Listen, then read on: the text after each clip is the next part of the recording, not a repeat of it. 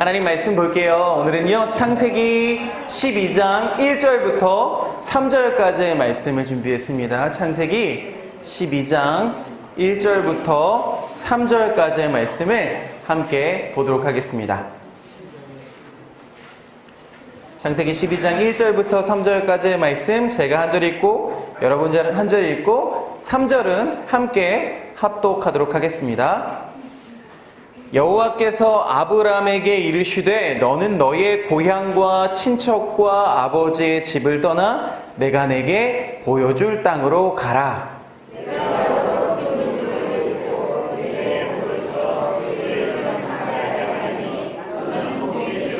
3절을 같이 읽겠습니다. 시작. 너를 축복하는 자에게는 내가 복을 내리고 너를 저주하는 자에게는 내가 저주하리니 땅의 모든 족속이 너로 말미암아 복을 얻을 것이라 하신지라. 아멘. 아멘. 배상민이라는 카이스트 교수님이 계십니다. 이분은 교수이기 이전에 디자이너세요. 동양인 최초이자 최연소의 나이로 파슨스 디자인 스쿨의 교수가 되었습니다. 뉴욕에 있는 학교인데요. 디자인으로는 첫째 손꼽히는 학교입니다.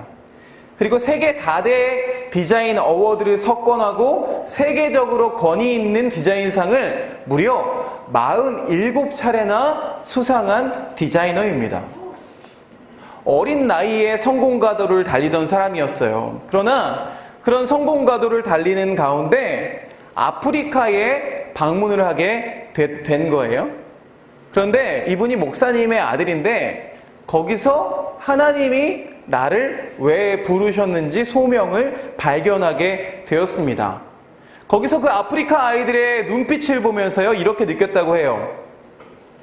제가 가르치는 학생들, 소위 천재나 영재라고 하는 아이들의 눈빛과 그곳 아이들의 눈빛이 다르지 않더라고요. 똑같았어요. 제가 그 아이들보다 학습 능력이 뛰어난 것도 아닌데 왜 내가 뉴욕까지 가서 공부를 하게 됐고 또 그 아이들은 대학이라는 것이 있는 줄도 모른 채 살아갈까요? 제가 더 많이 노력했거나 더 많은 업적을 쌓았기 때문일까요? 아닙니다. 저는 단지 기회를 얻었을 뿐이에요. 그리고 그 기회는 그들을 위해 써야 된다는 것을 알게 되었습니다. 그들을 대신해서 기회를 갖게 됐으니까 저는 그들에게 빚을 진 거예요. 그러니 빚을 갚는 게 당연해요. 하지만 사람들은 그걸 잊고 있어요. 그 교수님의 인터뷰 내용이었어요. 자신이 잘나서 혹은 자신의 부모가 열심히 살아서 갖게 된 거라고 생각할 수 있습니다. 그렇지 않아요. 아프리카의 아이들은 기회조차 가질 수가 없습니다. 태어나자마자 일주일에 한 끼밖에 못 먹는 그 아이들이 어떻게 공부하고 어떻게 일할 기회를 가질 수가 있겠습니까? 여러분, 여기 앉아있는 우리들도 사실은 엄청난 빚을 지고 있지만 갚을 생각을 하지 않고 있는 것입니다.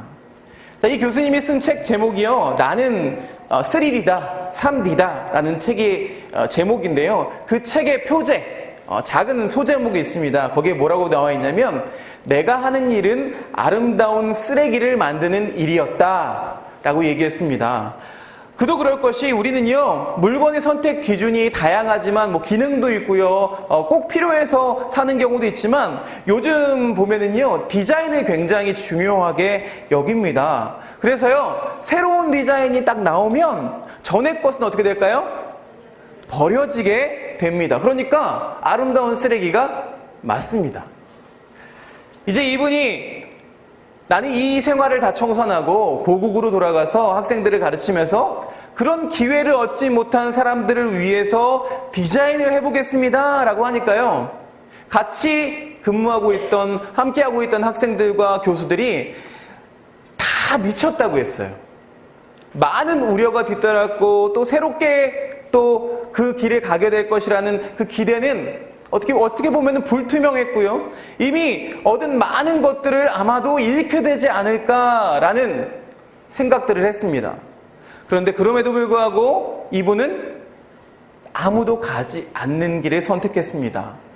그래서 월드비전과 함께 손을 잡고요. 나눔 프로젝트를 진행했는데 세계 최초의 접이식 MP3 플레이어 크로스큐브라는 것을 시작으로 전기를 이용하지 않는 친환경 가습기 러브팟, 또 전등가스 형태를 바꾸는 것으로 빛의 밝기와 방향을 조절할 수 있는 스탠드 조명 딜라이트, 이런 것에 이르기까지 실용성과 신민성을 갖춘 제품들을 탄생시켰고, 이런 것들이 바로 이분이 세계 디자인 어워드를 석권하게 했다는 것입니다. 여러분, 헨리 데이빗 소로우라는 사람이 있습니다. 그 사람이 쓴 책 넘겨주세요. 월든이라는 책을 보면은요, 이런 글귀가 있어요.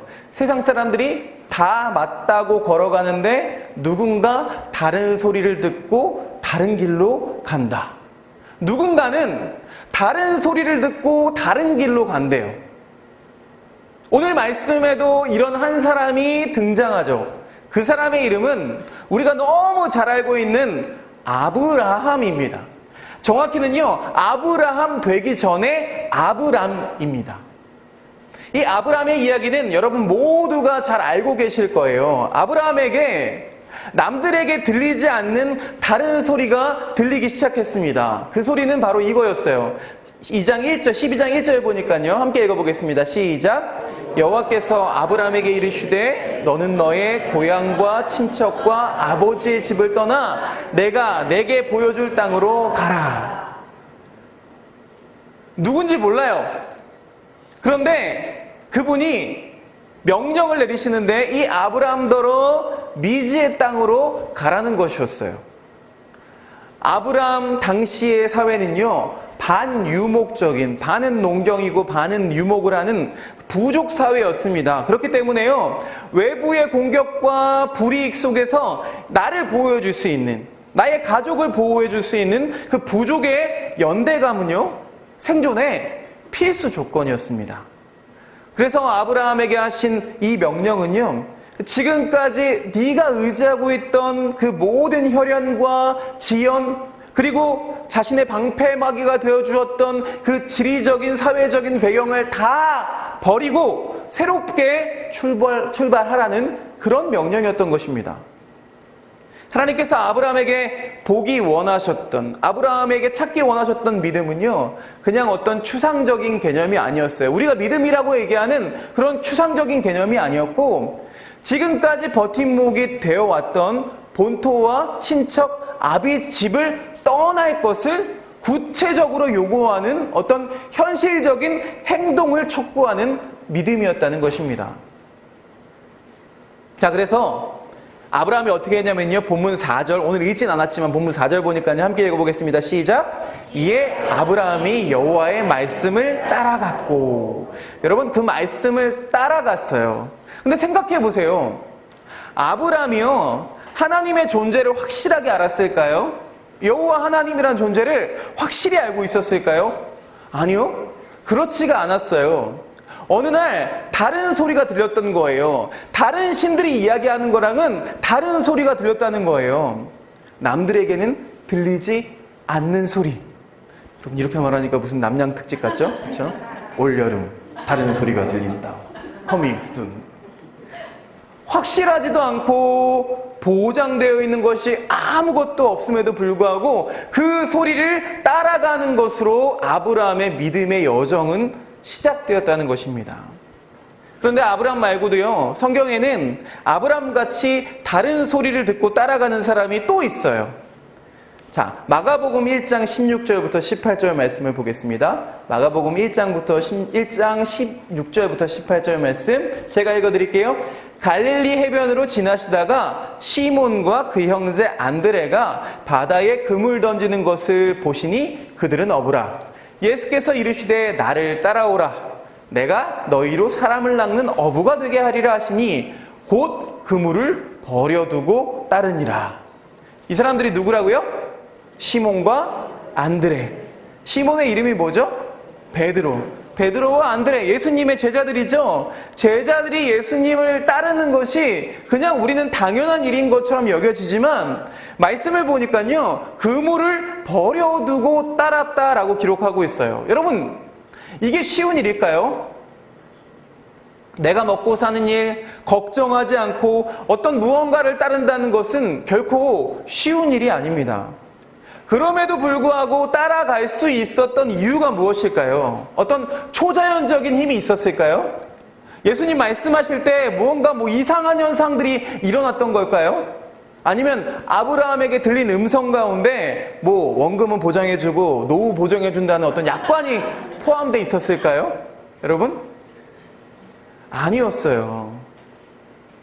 그럼에도 따라갈 수 있었던 이유는 그것은 바로 진리가 가지고 있는 저항할 수 없는 힘이 있기 때문입니다. 요한복음 8장 32절 아주 유명한 말씀입니다. 함께 읽어보겠습니다. 시작. 아멘입니다. 진리를 알면 어떻게 된대요? 자유해진대요. 근데 무엇으로부터요? 바로 우리가 안정적이라고 믿고 있는 모든 것에서부터 자유해진다는 것입니다. 어떻게 생각해보면 우리가 그 안정적으로 생각하고 있는 모든 것들에 기대고 있는 거예요. 그런데 그것은 기대고 있는 것이 아니라 실상은 그것들이 우리를 구속하고 있는지도 모르겠습니다. 그러니까 자유해진다는 말은요, 더 중요한 가치가 나에게 주어졌을 때 가능한 거예요. 그러니까 오늘 아브람과 베드로에게는 그 모든 것을 버리고도 따를 만한 그 진리라는 가치가 그들에게 들려왔다는 것입니다. 아브라함에게 하나님은 이렇게 명령하시면서 주어지는 약속이 있는데, 아브라함에게 주어진 약속이 있는데 오늘 본문 2절과 3절에 나옵니다. 함께 읽어보겠습니다. 시작.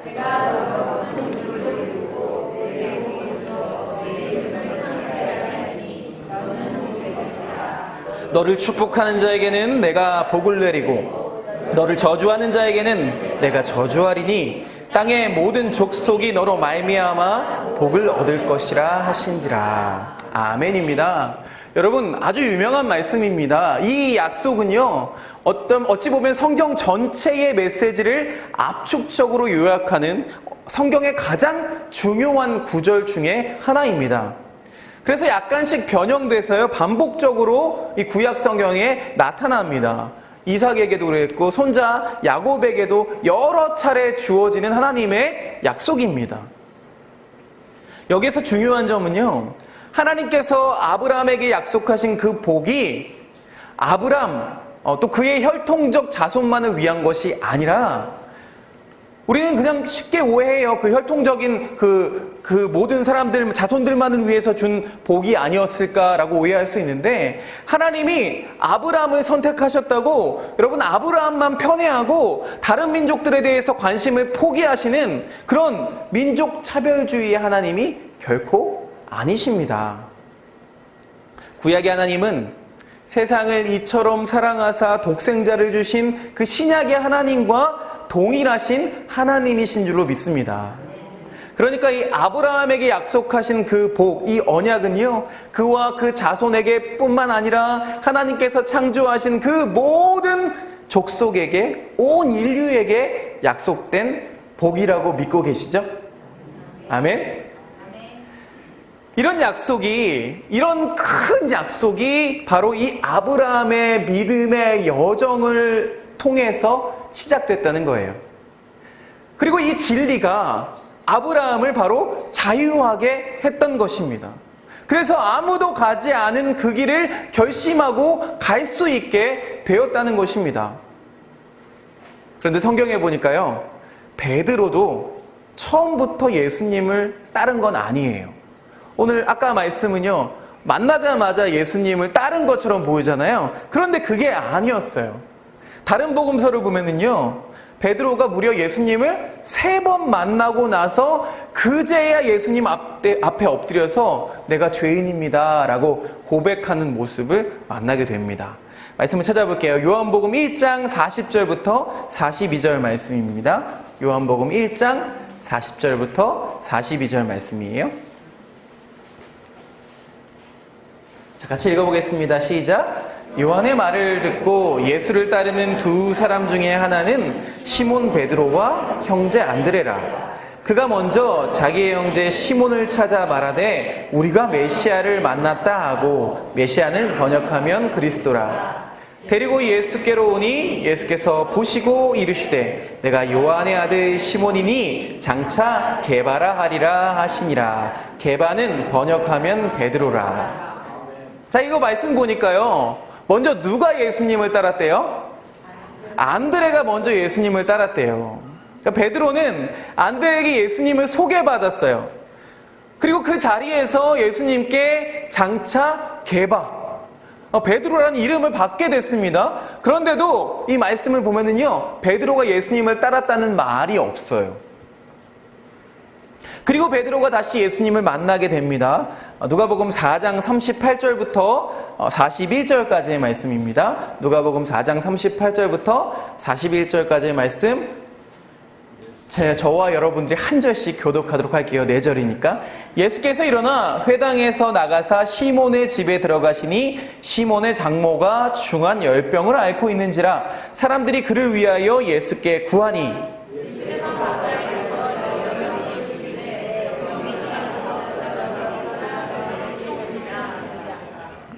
해질 무렵에 사람들이 온갖 병자들을 데리고 나오매 예수께서 일일이 그 위에 손을 얹으사 고치시니,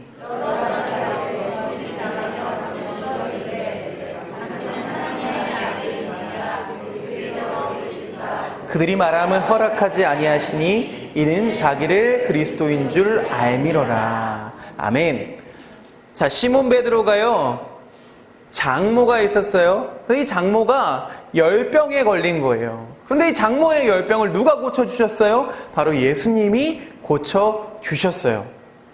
그래서 그곳에 모인 모든 사람들이 이 예수님을 하나님의 아들이라고 고백합니다. 그런데도 베드로는 예수님을 따르지 않았어요. 이 정도면 믿을만 한데도 말이에요. 자, 베드로가 결정적으로 예수님을 따르는 사건은 이 바로 뒷장인 누가복음 5장에 등장합니다. 우리가 잘 알고 있는 얘기예요. 예수님이 베드로의 배에 오르세요. 자, 이거 보면 예수님도요, 한 번 잡은 물고기는 절대 놓치지 않는 분이시라는 걸 알 수가 있습니다. 옆 사람에게 고백해 보십시오. 자, 예수님께서 잡은 물고기이십니다. 그러니까 절대로 여러분들 포기하지 않으실 겁니다. 자, 그리고 나서요, 예수님께서 이 베드로에게 야, 그물을 내려서 고기를 한번 잡아봐라 라고 말씀하십니다. 그런데 베드로가 이런 생각이 든 거예요. 밤새 잡았는데도 잡은 게 없었어요. 그럼에도 불구하고 전날 장모가 그 예수님의 그 손을 얹고 기도함에 따라서 병이 나은 것을 보았잖아요. 그래서 그물을 내린 거예요. 그랬더니 어떻게 됐어요? 그물이 찢어질 정도로, 그 배에도 모자라서 그 같이 함께 조업하는 사람들의 배에도 가득 찰 정도로 많은 고기를 잡게 되었습니다. 이제 베드로가 그걸 경험한 후에 이렇게 고백합니다. 누가복음 5장 8절 말씀이에요. 함께 읽어보겠습니다. 시작. 시몬 베드로가 이를 보고 예수의 무릎 아래에 엎드려 이르되 주여 나를 떠나소서 나는 죄인이로소이다. 자, 이어서요, 누가복음 5장 10절부터 11절 말씀을 보겠습니다. 누가복음 5장 10절부터 11절 말씀 읽어보겠습니다. 시작. 예수께서 시몬에게 이르시되 무서워하지 말라. 이제 후로는 내가 사람을 취하리라 하시니 그들이 배들을 육지에 대고 모든 것을 버려두고 예수를 따르니라. 아멘입니다. 드디어 예수님을 따르게 되었습니다. 이런 음성을 듣고 주님을 따른 아브람과 베드로. 근데 이 아브람과 베드로도요, 처음부터 성숙한 사람들은 아니었습니다. 성숙한 신앙인이 아니었어요. 성경에 보니까 아브라함은 그 명하신 곳으로 처음부터 가지 않아요. 중간중간 살 길을 찾아서, 먹을 길을 찾아서 헤맵니다. 또 살기 위해서 자기의 아내를 누이로 속이기도 합니다. 베드로도 마찬가지예요. 베드로 하면 떠오르는 게 뭐세요? 급한 성격이죠. 급한 성격. 예수님 잡혀간다고 예수님 옆에 있는 그 병사의 귀를 자른 사건이 대표적인 사건이죠. 예수님 입장에서 봤을 때는 손이 굉장히 많이 가는 그런 제자였어요.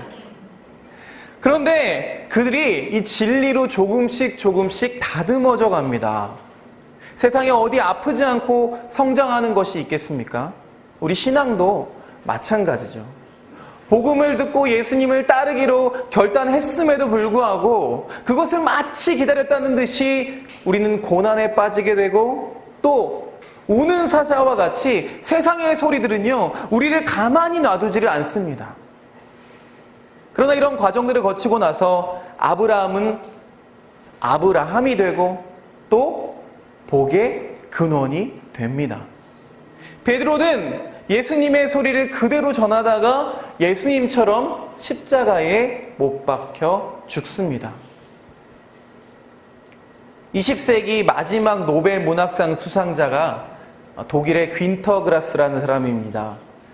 그분이 쓴 소설 양철북을 보면은요, 이 주인공이 외소증을 앓고 있어요.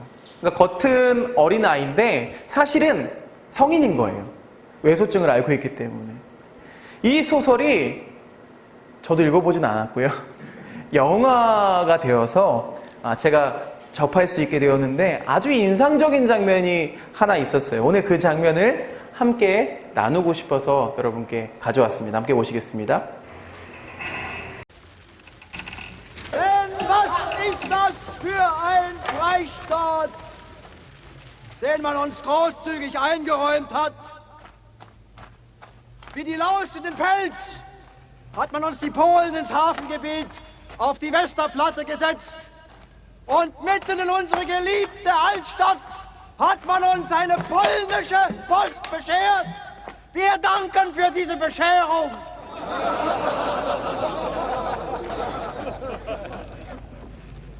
Wir Deutschen hatten schon eine Post, als sich der Pole noch nichts in Briefen zu sagen hatte. Dem haben wir doch das Schreiben beigebracht. Doch nun, liebe Parteigenossen und Parteigenossinnen, wollen wir unseren Gast aus dem Reich, den uns der Führer geschickt hat, begrüßen. Soeben betritt der Parteigenosse Albert Forster das Kundgebungsgelände. Sieg! Heil! Sieg! Heil! Sieg! Heil! Heil!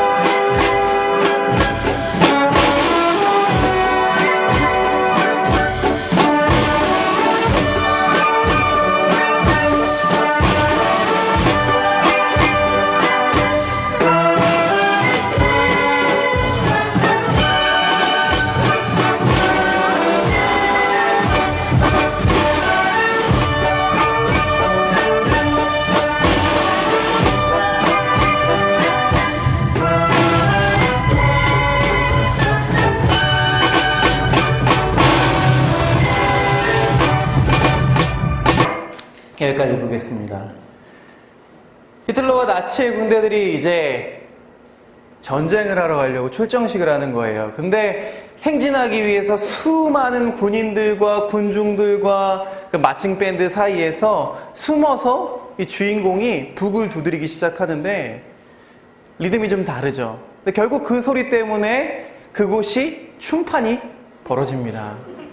전쟁이 아닌 축제가 벌어지게 되는 거예요. 여러분, 예수님을 믿는 자들의 소리는 이 땅을 변화시킵니다.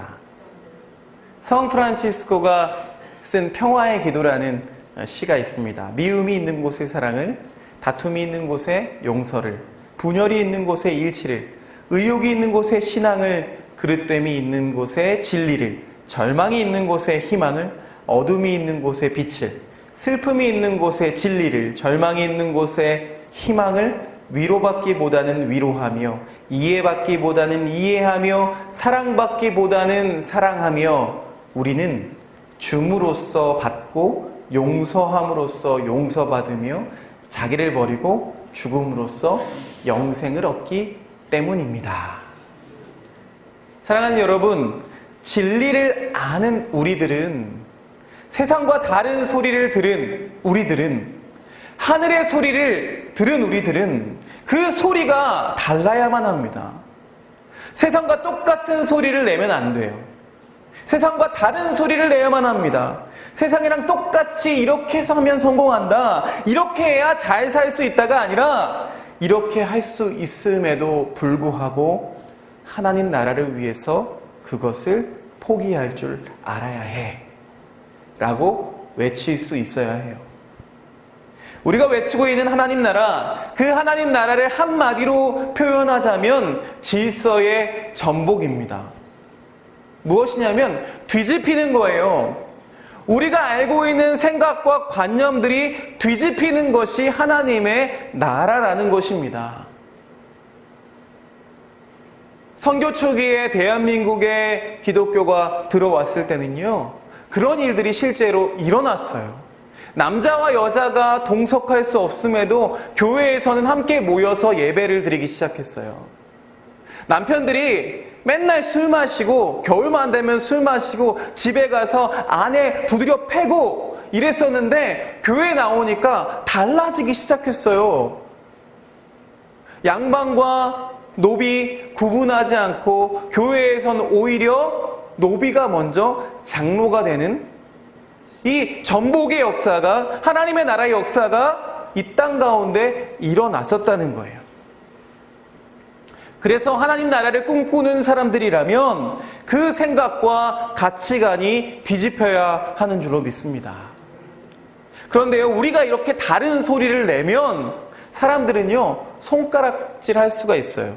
그러나 그것이 하늘의 소리라면, 복음이라면 우리는 이 양철북에 나오는 주인공처럼 그 소리를 내야만 합니다. 우리는 세상의 소리에 조율되는 악기가 아닙니다. 하나님의 소리에, 하늘의 소리에 조율되는 악기입니다. 아브라함에게는요, 그 소리가 오늘 친척 아비집을 떠나서 갈대아 우르를 떠나라는 그 소리에 맞추어 조율을 시작했습니다. 베드로는 사람을 낚는 어부가 되게 하리라는 그 예수님의 복음을 듣고 조율을 시작했습니다. 여러분은 어느 소리에 장단을 맞추시겠습니까? 세상의 소리입니까? 아니면 하늘의 소리입니까? 아직 다른 소리를 듣지 못하신 분이 계시다면 오늘 그 하늘의 소리를 들으시기 바랍니다. 제가 노래를 한 곡 더 소개해드리려고 하는데요.